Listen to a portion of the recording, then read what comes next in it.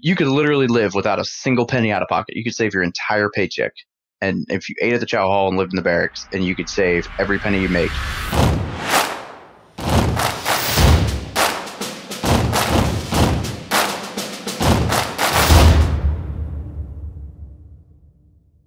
Do you think that investing in the Marines, being an investor, being an entrepreneur is something that is very doable, or is it more a hindrance to be in the Marines?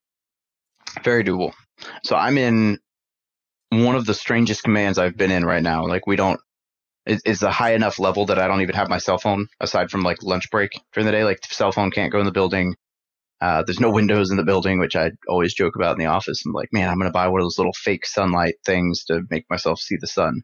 But it's probably one of the more restrictive jobs I have. It might not be the busiest job I've ever had, but as far as like not being able to communicate with people, it's very restrictive. And I'm still able to, I'm negotiating on a 12 unit right now. I am running, a podcast, a YouTube channel, and a website. And I wake up early to do some of that. And then I do some of it in the evening.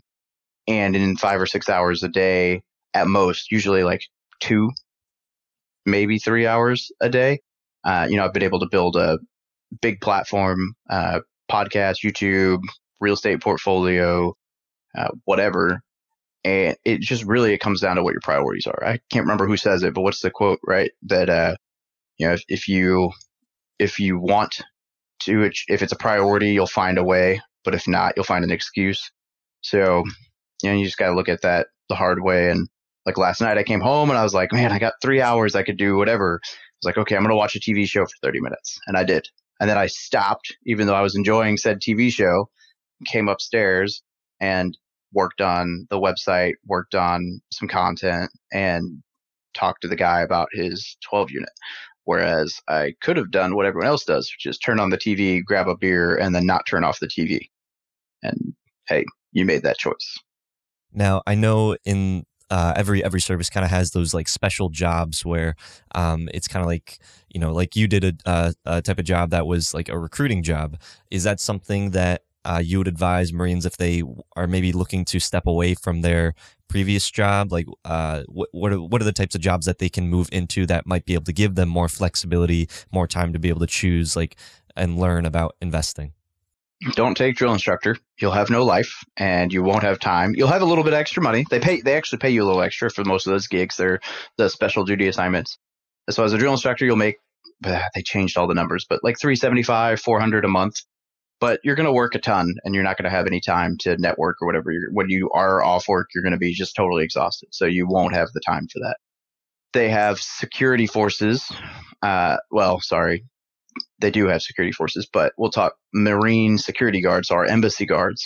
Now, I have not been an embassy guard, but from my understanding, they work shifts and they could also, and they're in an embassy. So, right, like nobody's going to be opposed to you reading books while you work in an embassy, right? You're around people who read books a lot.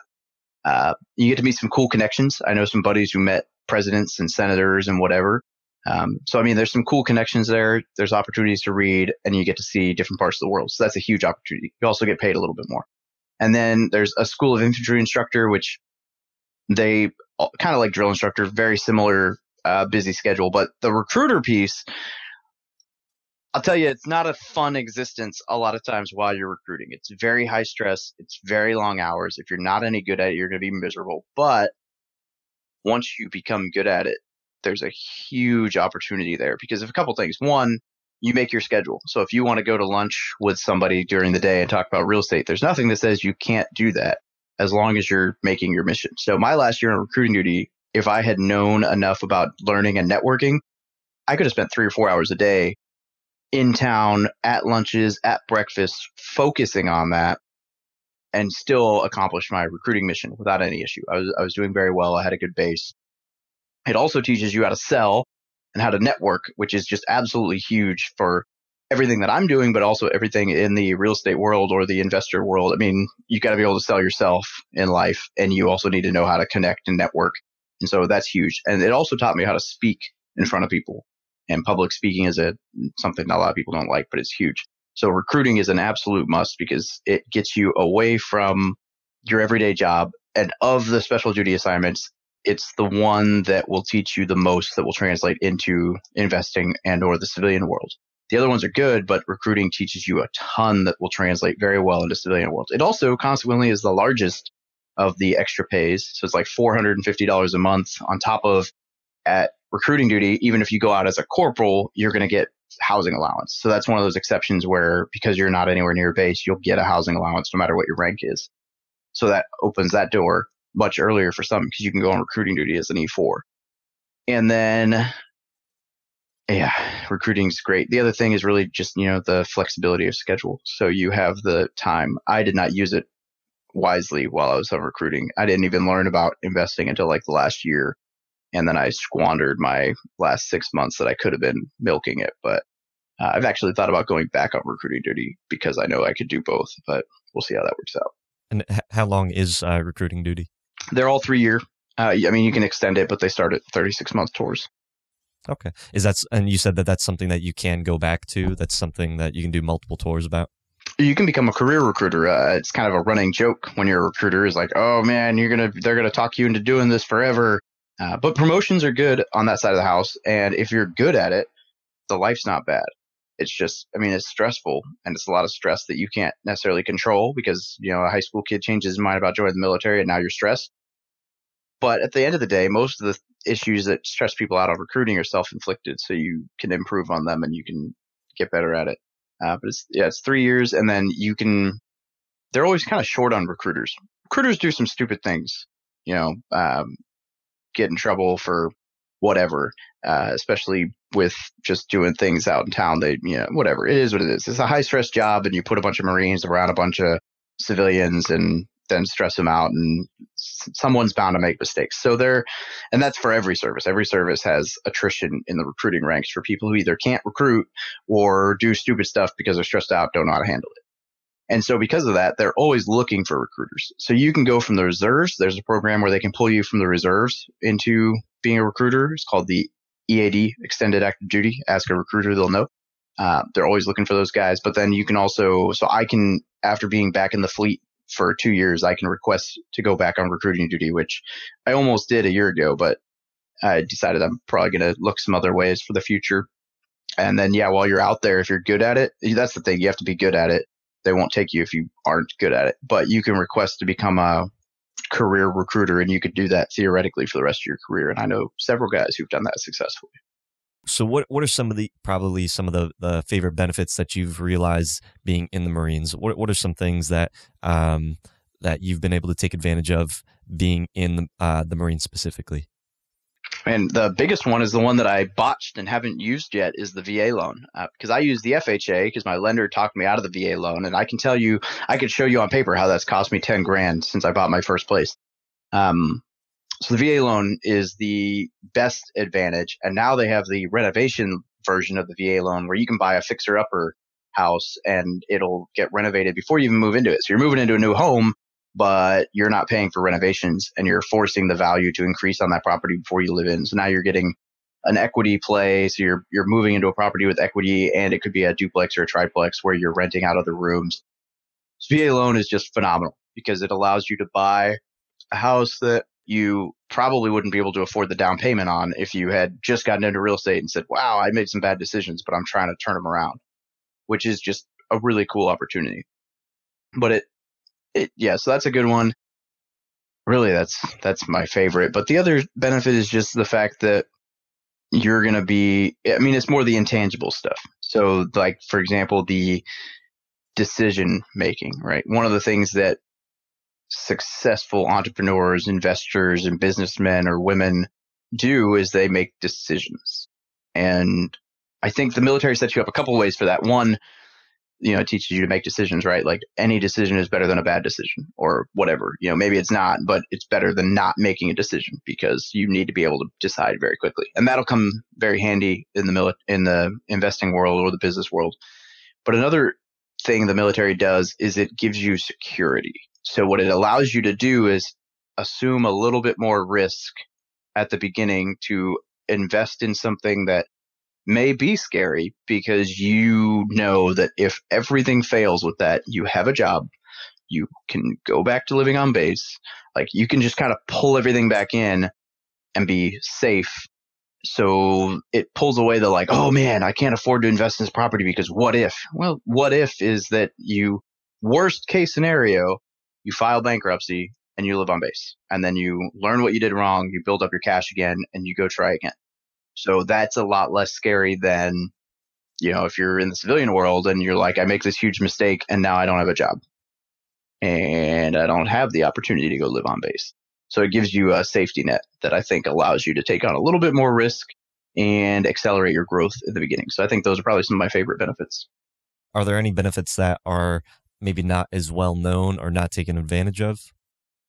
So I don't know that this is necessarily a benefit so much as a strategy, but my friend talks about the deployment hack and I love it, which is essentially saying that you still get the housing allowance. Like once you rate that housing allowance, say you're married or whatever, you still get the housing allowance even if you're not there. So my buddy, his wife, essentially like his wife went back to live with his parents or her parents or whatever when he was deployed. So they had 6 months there where they weren't living there and his wife was saving money because she was living with her parents or whatever, and they were pocketing the housing allowance and saving it.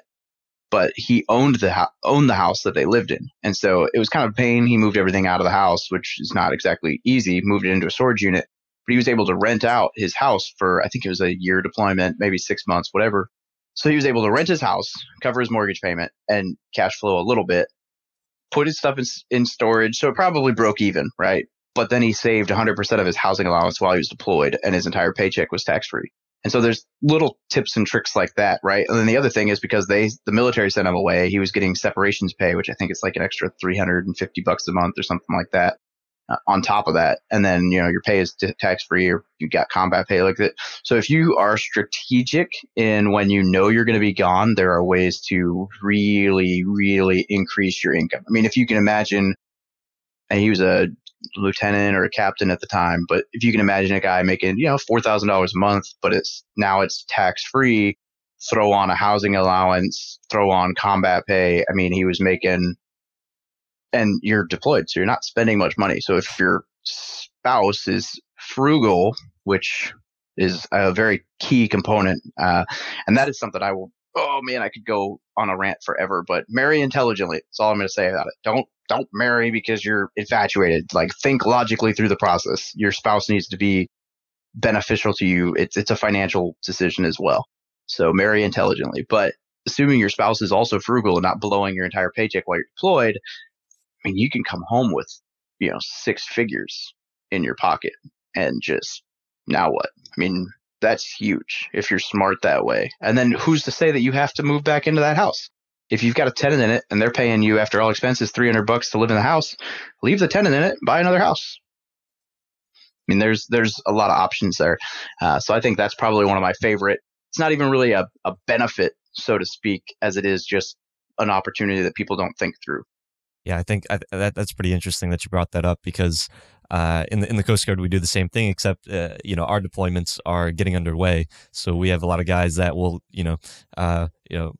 deployment hack or like that same concept where people are getting underway. They're in a high BH area. Their family moves back home to a lower place to if they could save the whole thing, and they're able to pocket a good amount.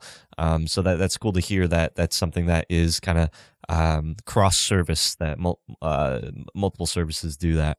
It's all about changing your mindset, right? You read a book like Rich Dad Poor Dad, and it teaches you like to always be thinking, how can I make this situation benefit me? There's always an opportunity. Speaking of benefits, for the people that are listening and maybe for yourself, I don't know if you know this about, there's this app called Overdrive where you can download free audiobooks, ebooks, and that's a benefit that I use nonstop all the time. I canceled my Audible subscription because it's just like it's so awesome. So for the Marines, because I tried looking into it, because I have right now the Army's library and I have the Navy's library, but the Coast Guard, Marines, and Navy all kind of fall underneath the Navy library. So it's a good app. I would highly recommend you check that out as well. Save you some money. Yeah, I'm gonna go check that out because I read 2 or 3 books a month on Audible, so it adds up. It is. It's expensive, but it's a really really good service. They don't always have the books available. Like there's wait lists, but it's something that it's kind of one of those like those secret benefits that I like to kind of share. It's like save the money if you are in the military and you are looking to learn and educate yourself. Download Overdrive. Connect to your library. Just go to the MWR, your local MWR, and they can connect you typically with a library card for your service, and you get access to all the books. And I believe you could probably even use it when you get out of service. I don't think they cancel that, so it's you get lifetime audiobooks and ebooks, which is nice. Yeah, that's really cool. Yeah, I think the other really good benefit is for books. What is it? I can't think off the top. I'll include it in the show notes. Talking about that. I have a video talking about those education benefits as well. But yeah, I think it's just so cool that you've been able to build up this portfolio. 13 rental units, $1,500 a month. I mean that's probably a significant. Probably a significant impact on your military pay, your military lifestyle, right?